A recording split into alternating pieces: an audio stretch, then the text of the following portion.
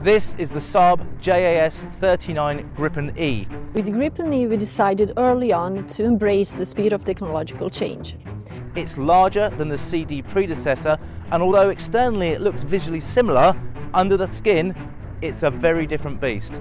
The new avionics system in Gripen E is allowing us to update our software within hours. An example of what we can do. Say we record a new radar signature of an opponent, say a new stealth fighter. For years, the Saab JAS-39 Gripen was the butt of military jokes. A lightweight, single-engine jet from Sweden, a country better known for furniture than firepower. It looked outmatched next to the muscle-bound American fighters, dismissed as a toy in a world of Goliaths. But the Gripen was built for a different fight, nimble, easy to maintain, able to launch from a highway, and designed for a country with a big, unfriendly neighbor. As defense budgets tightened, nations started to question if they really needed a sledgehammer to crack a nut. Suddenly, the Gripen's low cost, simple maintenance and flexibility became its greatest strengths. Military exercises proved it could hold its own, especially in the hands of a skilled pilot. Analysts highlighted its low cost per flight hour, and international competitions put it head-to-head with the world's best. The narrative shifted. The toy was now a serious contender, forcing a rethink of what makes a modern fighter jet. The world was about to see if brains could beat brawn. Canada faced a dilemma: replace its aging CF-18s with the high-tech, high-cost F-35, or consider the underdog Gripen. The F-35 was the obvious politically connected choice, and Canada even signed for an initial batch. But a new government hit pause, worried about soaring costs and dependence on the US enter Saab, offering not just jets but factories, jobs and full technology transfer, true independence. The debate was fierce.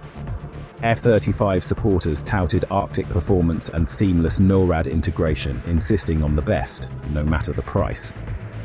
Saab countered with a partnership, local jobs, and the promise of Canadian control over its fleet. The Gripen became the smart, independent choice, appealing to both budget hawks and national pride. It wasn't just about jets, it was a clash of philosophies. The stage was set for a monumental decision. Canada's choice would echo far beyond its borders. The F-35's supporters claimed victory, proof their jet was in a different league. But Saab fired back. The evaluation was outdated, ignoring the latest Gripen E upgrades and the F-35's own delays and overruns. They argued the real world had moved on, and so had the Gripen. Numbers on paper told one story, but evolving technology and real-world needs told another. The battle lines were redrawn, not just over specs, but over which jet could actually deliver in the years ahead. The fight was far from over. The question which numbers really mattered. Buying a fighter jet is just the beginning. The real cost is keeping it in the air. The Gripen's operating costs are a fraction of the F-35's, making it possible for air forces to actually fly and train. Saab claims as little as $7,500 per flight hour. Even conservative estimates put it far below the F-35's $33,000. The F-35's price tag keeps climbing. Canada's bill ballooned from $19 billion to nearly $28 billion. Defenders blame inflation, but taxpayers see billions vanishing. The Gripen's trump card: it's cheaper to buy, vastly cheaper to run, and lets you field a larger, more active fleet.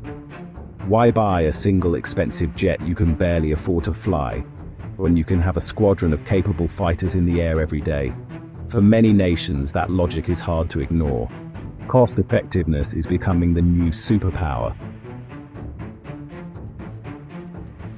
The F-35 dazzles on paper, a stealthy, sensor-packed marvel, with future upgrades promising even more. But the key Block 4 upgrade is years behind schedule and billions over budget. Air forces are receiving jets that can't do everything they were promised, waiting for software that's stuck in development hell. It's like buying a supercomputer that can't connect to the internet. Meanwhile, the Gripen's steady, evolutionary upgrades deliver real capabilities now, not years from now. Saab offers 90% of the F-35's capability for a fraction of the cost and none of the drama. For buyers tired of delays and broken promises, the Gripen's reliability is gold. The F-35's dominance is always just around the corner. The Gripen works today. In a world of jam tomorrow promises, certainty is priceless. The choice is between hype and proven performance. While the F-35 made headlines for its troubles, the Gripen quietly built a reputation for flexibility and resilience. Designed to operate from highways and rough fields, it's perfect for nations that can't rely on pristine runways. This guerrilla jet philosophy makes it hard to wipe out in a surprise attack. Recent export wins, like Thailand's new order and Ukraine's massive letter of intent, show the world is taking notice.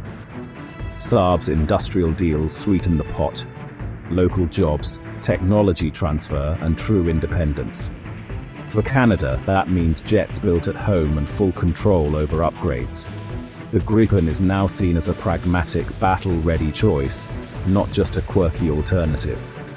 Its proven NATO compatibility and operational smarts have revitalized its image. The toy fighter is now a symbol of sovereignty and smart defense. Its revenge? Becoming the jet everyone underestimated. The Saab Gripen, once dismissed as a runner-up, is now redefining what makes a great fighter jet. The world is realizing that the most expensive tool isn't always the best for the job. The F-35's delays and spiraling costs have tarnished its image, while the Gripen quietly proves its worth. Its low costs, operational flexibility, and NATO compatibility make it a formidable contender. The massive potential order from Ukraine is a game-changer, elevating the Gripen to mainstream status. When a nation fighting for survival chooses your jet, it's the ultimate endorsement. Saab's industrial offers and proven performance have put the Gripen back on the map. The toy fighter has grown up, or maybe the world finally caught up to its philosophy. The real showdown isn't about specs, but about the right fit for each nation's needs and budget. For more and more air forces, the answer is clear. The clever, capable, and underestimated fighter from Sweden.